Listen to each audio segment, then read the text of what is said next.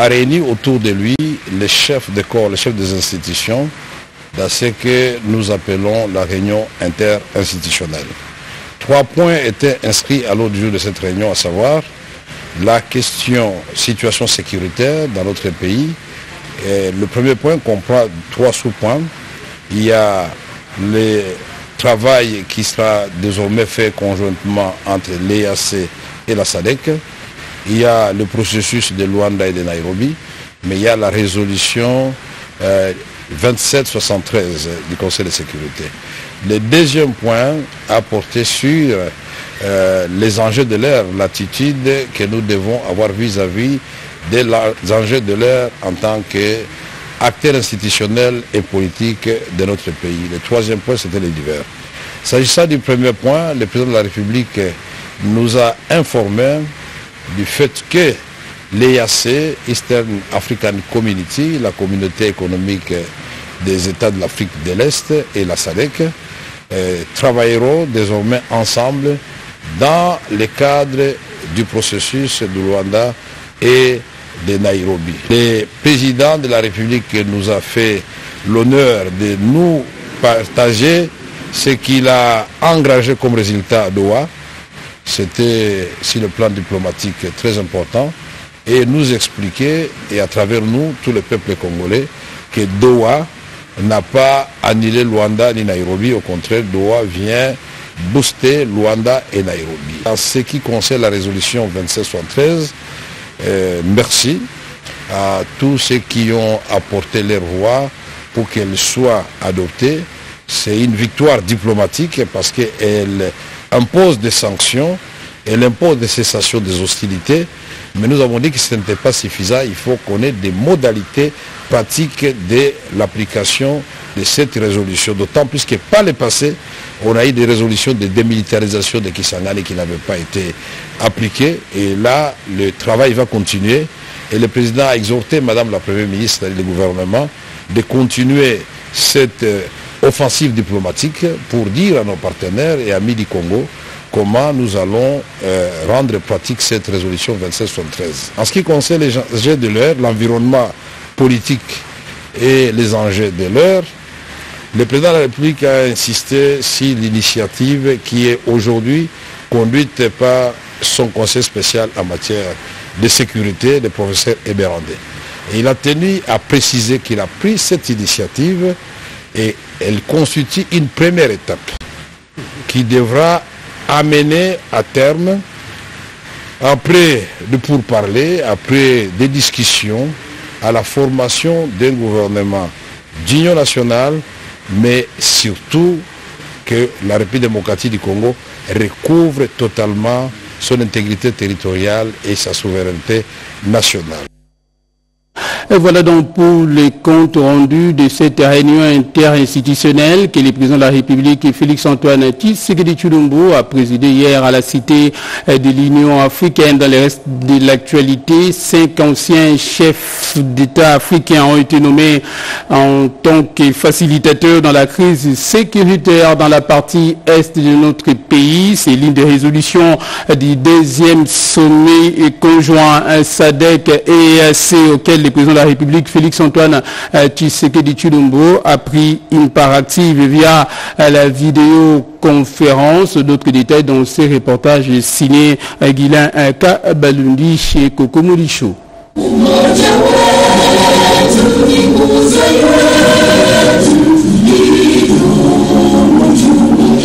À partir de son bureau de la Cité de l'Union africaine, le président de la République Félix-Antoine Tshisekedi Tshilombo a pris part ce lundi 24 mars 2025 par visioconférence au deuxième sommet conjoint de chefs d'État et de gouvernement de la communauté de développement de l'Afrique australe SADC et ceux de la communauté de l'Afrique de l'Est EAC. Cette réunion de haut niveau sur la situation sécuritaire dans la partie orientale de la République démocratique du Congo qui intervient après celle de ministres des Affaires étrangères de 2 organisations le 17 mars dernier a décidé de la nomination de 5 ancien chef d'État comme facilitateur dans la crise qui secoue l'Est de la RDC. Il s'agit de Olusegun Obasanjo, ancien président du Nigeria, Uhuru Kenyatta, ancien président du Kenya, Dalema Motlante, ancien président de l'Afrique du Sud, Catherine Samba-Panza, ancienne présidente de la République centrafricaine, et Saleh Work, ancien président de l'Éthiopie. Selon le communiqué final de cette réunion virtuelle, le choix de ces personnalités a été fait sur base des critères de genre, de représentation régionale et linguistique. Ce groupe de facilitateurs désignera à son tour un médiateur qui va remplacer le président angolais Joao Lorenzo, à qui le chef de l'État Félix Tshisekedi a rendu hommage parce qu'il a supporté avec courage et constance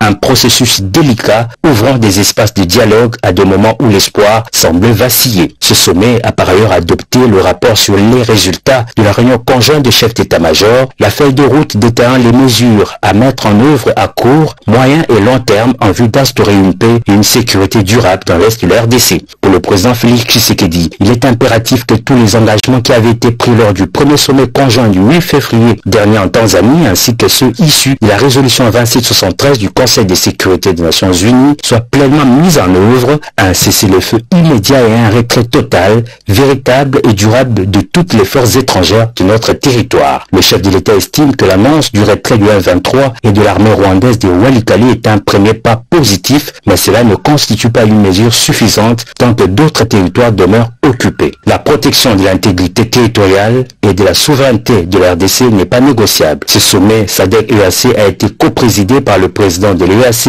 et président de la SADC et le président du Zimbabwe, Emmerson Mnangagwa.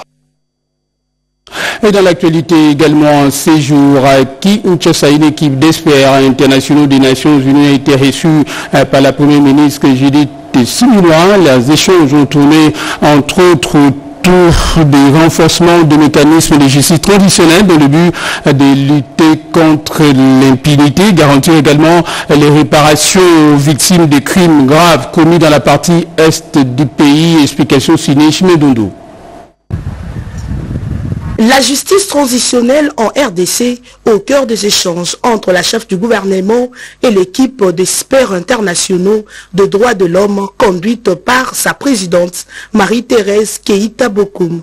Les discussions ont essentiellement porté sur la réparation de victimes des atrocités dans l'est de la RDC et les stratégies pour mettre fin à l'impunité à l'égard des auteurs de ces graves violations de droits humains. Nous avons vraiment 3 équipes aujourd'hui qui travaillent en RDC à la demande du Conseil des droits de l'homme pour justement appuyer le Congo, la RDC et le gouvernement notamment à aider à mettre en place cette lutte contre l'impunité, d'autant plus qu'on a depuis le mois de janvier une recrudescence de la crise qui a créé beaucoup de souffrances, notamment beaucoup de déplacés, beaucoup de victimes, beaucoup de réfugiés, avec aussi l'ouverture des prisons qui a laissé ouvert beaucoup de criminels et qui sont un véritable problème aujourd'hui pour la sécurité des populations. Et là, c'est notamment la question des défenseurs des droits de l'homme qui sont attaqués et menacés de tout. Pour la mise en œuvre de cette justice transitionnelle et la lutte contre l'impunité en RDC,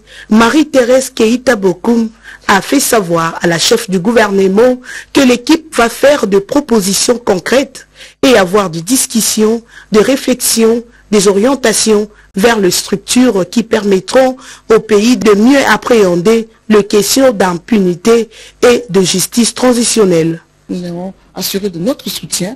Nous avons vraiment exprimé nos regrets pour ce qui vient de se passer, ce qui se passe dans l'Est. Et nous appelons à la vigilance pour avoir justement des stratégies préventives.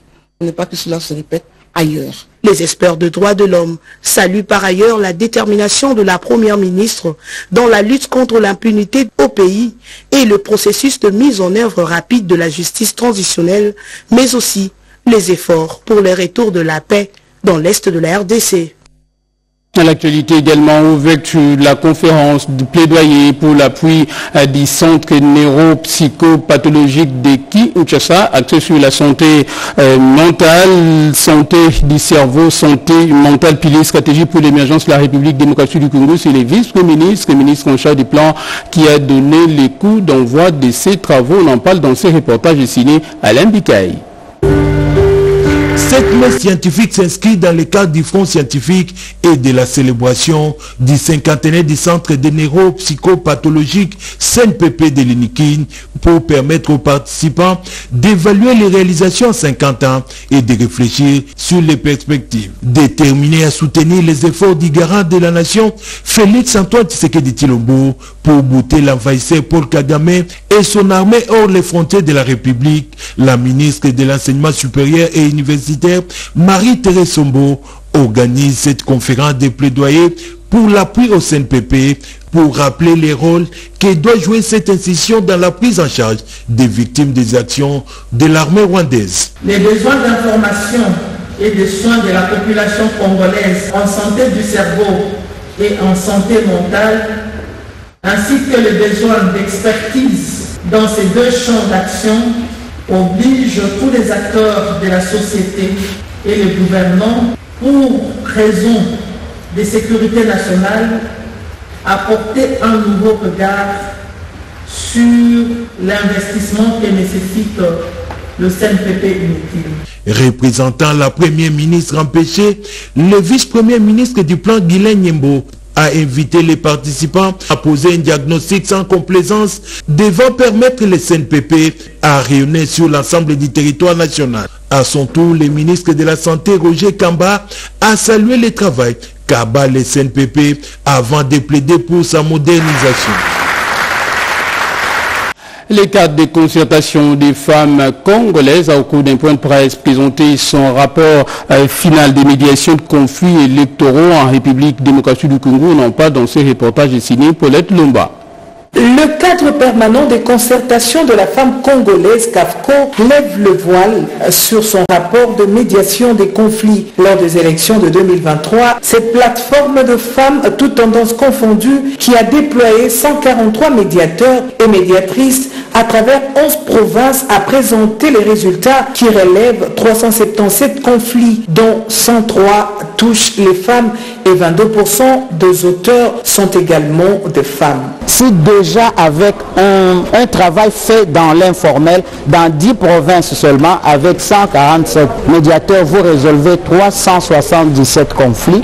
Allez comprendre combien de conflits on ne résoudrait pas pour atténuer des violences pendant les périodes électorales si le médiateur ou la médiatrice travaille de façon formelle et reconnue par la loi, couvert par la loi et protégé par la loi. Par ailleurs, les CAFCO annoncent une rencontre avec la CENI et d'autres structures à la même vocation. 5% des conflits seulement sont restés non résolus. Et c'est comme ça que nous nous sommes dit en prévision de 2028 que nous fassions en amont un travail de plaidoyer. Et ce travail-là, nous l'avons commencé en allant vers la CENI pour montrer le bien fondé de cette opération de médiation électorale. La force de cette mission repose sur le professionnalisme et l'efficacité de ces médiateurs qui ont résolu près de 356 conflits sur le terrain pendant les votes. Ce travail produit est le fruit de l'appui technique et financier des Open Society Africa OSA.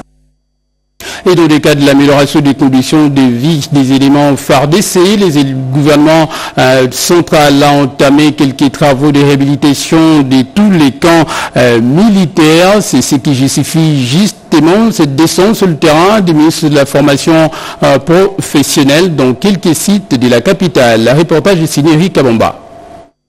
C'est une visite d'exploration et d'identification de sites devant abriter les centres de formation dans les camps militaires.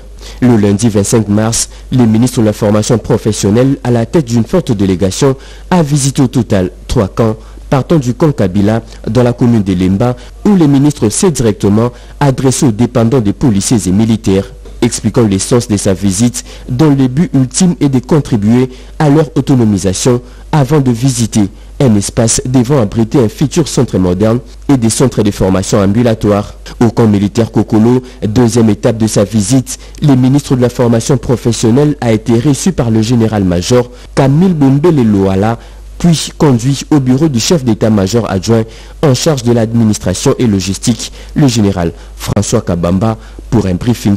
accompagné de quelques partenaires dont Pamela Ilunga, DGA de Vodacom Congo et de la délégation des 100 des derniers jours disposés à collaborer dans la mise en application de cette vision.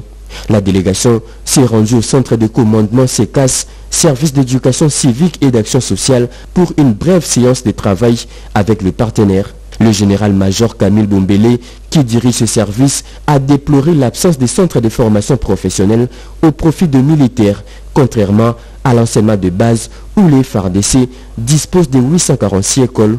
Au camp militaire, colonel Tchachi, point de chute de ces tournées, Marc Ekila a été reçu par le colonel Joseph Kissile, en charge du service social de la garde républicaine, et le colonel Kanassi Ndomba, commandant de ces camps. Il a visité le salle de l'Institut technique professionnel du camp Tchachi dans la perspective d'ouvrir des formations ambulatoires. Briefé par le préfet du pont Kamba, le constat est amer. Des ateliers techniques en informatique, électricité, mécanique, auto ou encore en électronique sans équipement adéquat. Après toutes ces visites, un rapport officiel sera établi et présenté en Conseil de ministres en vue de passer à l'acte. L'Institut national de préparation professionnelle section Boma dans le Congo central dispose désormais d'un nouveau centre de contrôle technique automobile grâce à la coopération RDC-France. Cet ouvrage a été inauguré par les ministres du Travail et de l'Emploi Ephraim Kwakwa. C'était en présence des autorités locales et de cet établissement en public. Explication signée Joujou Ndibou. C'est un nouveau centre de formation de contrôle technique automobile INPP qui vient de voir les jours à Boma. Nous sommes là dans la province du Congo central grâce à la coopération franco-congolaise au travers l'Agence française de développement AFD et l'Institut national de préparation professionnelle INPP dans le cadre du contrat de désendettement et développement C2D. Le représentant du CETER a salué la qualité de l'ouvrage.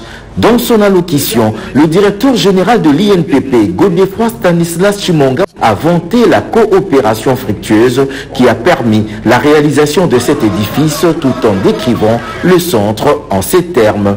Ce centre abritera un hall d'accueil, des bureaux, une salle de cours, une salle de réunion, des sanitaires adaptés et des espaces techniques modernes, un hangar de contrôle technique doté de 2 lignes indépendantes pour véhicules légers et poids lourds, équipés de fosses de visite et de dispositifs de diagnostic dernier cri.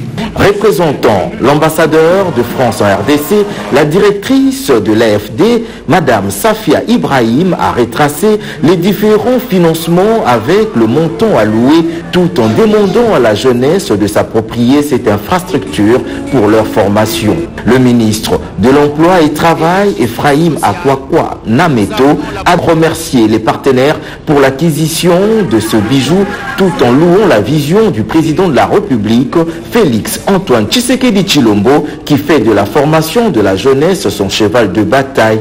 Ce centre de formation que nous inaugurons n'est pas seulement un bâtiment de plus dans notre zone portuaire. C'est un symbole de notre engagement envers la sécurité routière, la protection de l'environnement et l'efficacité de nos opérations logistiques.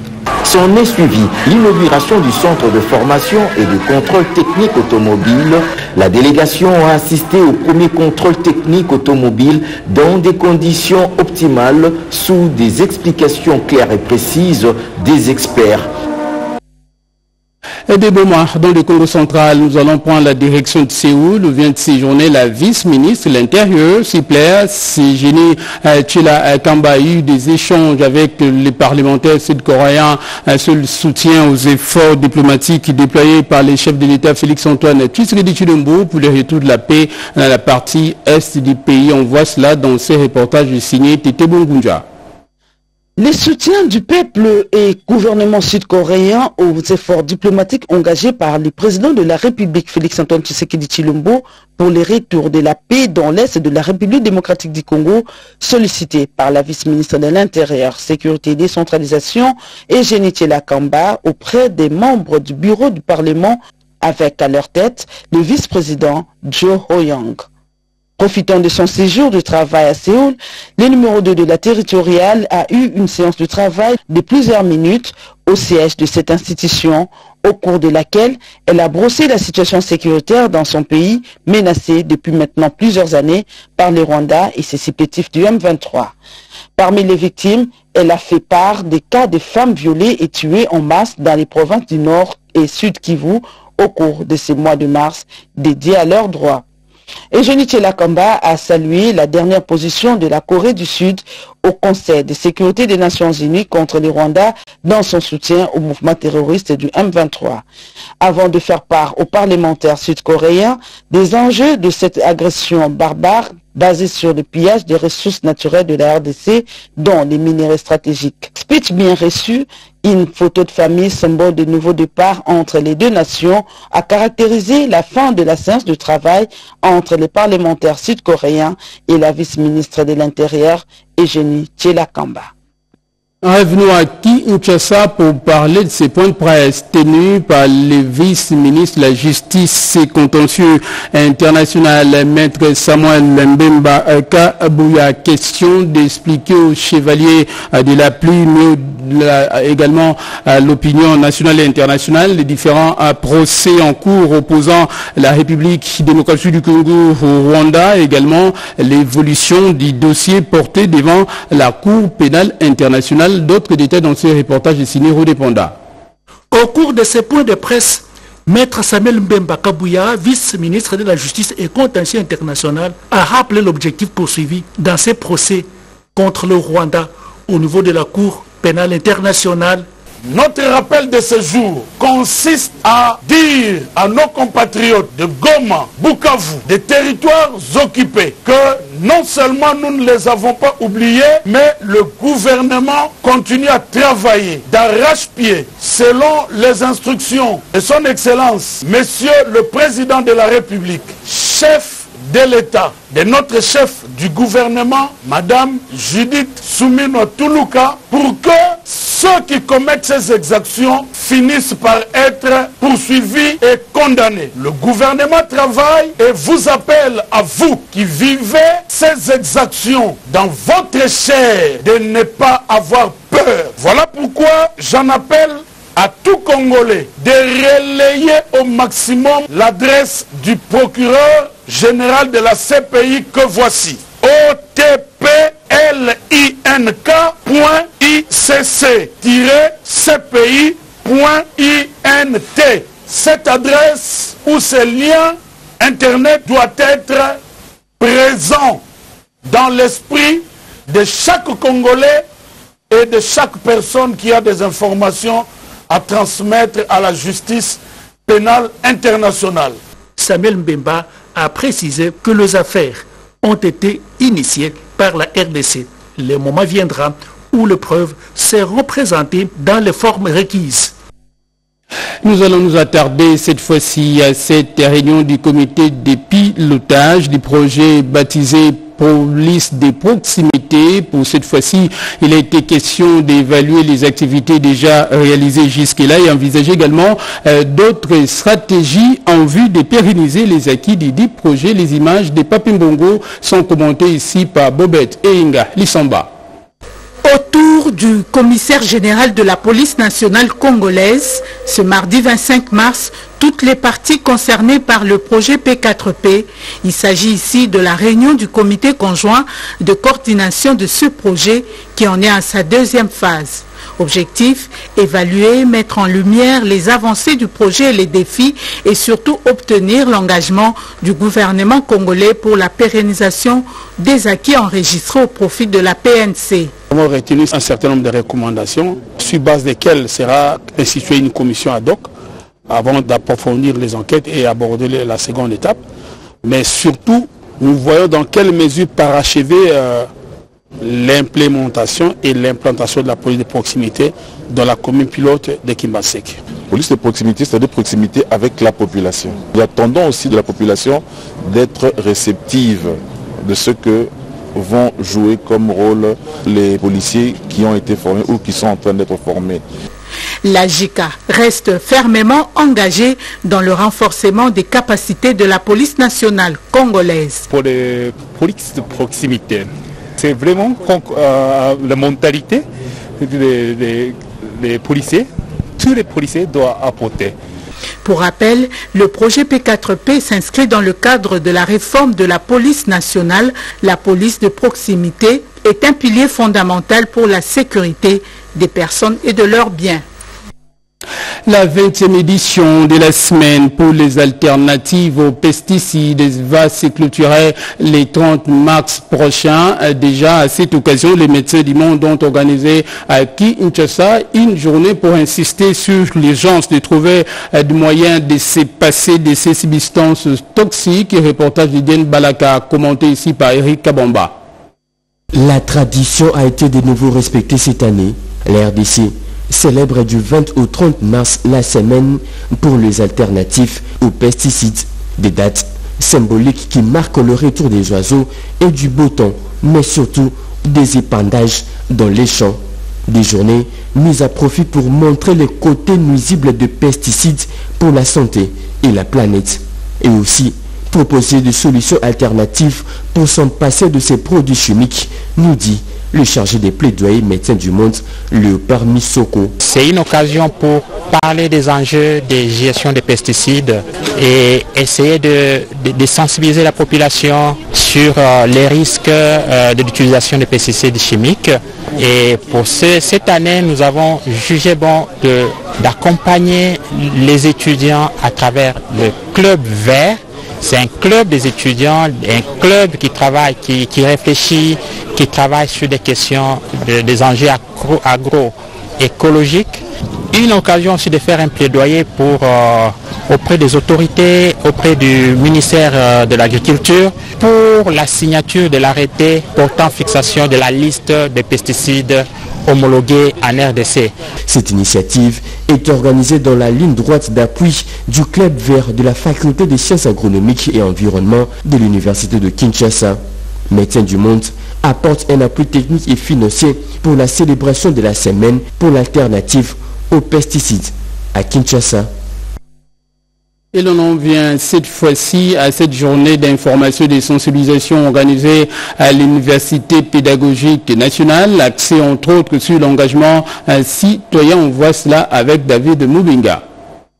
Une journée d'information s'est tenue ce lundi à l'Université pédagogique nationale UPEN en faveur des étudiants sur la moralisation, l'engagement citoyen et le changement de mentalité. Cette rencontre a réuni les étudiants de cette alma mater pour échanger sur le savoir-vivre que ces dernières doivent avoir pour leurs autorités académiques et le respect des biens publics. La rectrice de l'UPEN, Yvonne Ibebeke, a déclaré que ce beau bâtiment est un bijou que le chef de l'État a réhabilité et construit. Il mérite d'être bien conservé. Ce que nous voulons dans cette formation, c'est éviter des manipulations par les étudiants. On peut manipuler nos étudiants. Et puis que les étudiants apprennent à garder ces bijoux. Cette formation, c'est pour anticiper, pour qu'il n'y ait pas de dégradation de ce qu'on est en train de nous donner, ces bijoux-là. Et puis, nous voulons aussi que ce soit, comme a dit la représentante, Madame la ministre, former des citoyens de demain. Moutoualé Chadrak, coordonnateur des étudiants, a au nom de ces derniers remercié les autorités pour la tenue de cette journée et contrairement aux rumeurs qui circulent sur les réseaux sociaux sur l'étudiant porté disparu, ce dernier se porte bien. Et en politique, les présidents de la Ligue des jeunes de l'IDPS, Missi Makou Utano, a sensibilisé les membres de cette formation politique à soutenir le président de la République, Félix-Antoine Tshisekedi Tshilombo, dans cette guerre d'agression injustement imposée à la RDC par le Rwanda. Aussi, il a organisé une collecte de sang pour sauver des vies. On en parle dans ce reportage de Sinero de Ponda. C'est un week-end patriotique décrété par le président de la Ligue de jeunes de l'UDPS Tshisekedi, Adolphe Makutano, dans son quartier général et fief électoral situé sur le Kolenge, dans la commune de Ngiringiri, entouré d'une foule immense, constituée de femmes venues des 4 coins du district de la Funa l'honorable Amissi a répondu à l'appel du chef de l'État, Félix Tshisekedi, de donner du sang en faveur de nos militaires et autres victimes de la guerre d'agression dans le nord et sud Kivu. L'élu de la Funa, Amissi Makutano, a par ses gestes patriotiques de générosité prêché par l'exemple pour sauver des vies de nos frères et sœurs de l'Est du pays. Selon les patrons de la jeunesse, le besoin est criant. Il faut au moins 5000 poches de sang attendues à Goma pour sauver les victimes. C'est important que nous puissions donner notre sang pour que cela soit affecté pour la cause de nos militaires. Et en tant que membre de responsable de la jeunesse, je pense que c'est mieux de pouvoir contribuer aussi. Les mamans, elles sont venues compatir ensemble avec les autres tout en donnant leur sang pour la cause de nos forces armées. Plus proche de sa base, Makutano Adolphe a remis aux femmes de sa circonscription électorale de Pagne en marge de la célébration du mois de mars, mois consacré au combat pour les droits de la femme, la jeunesse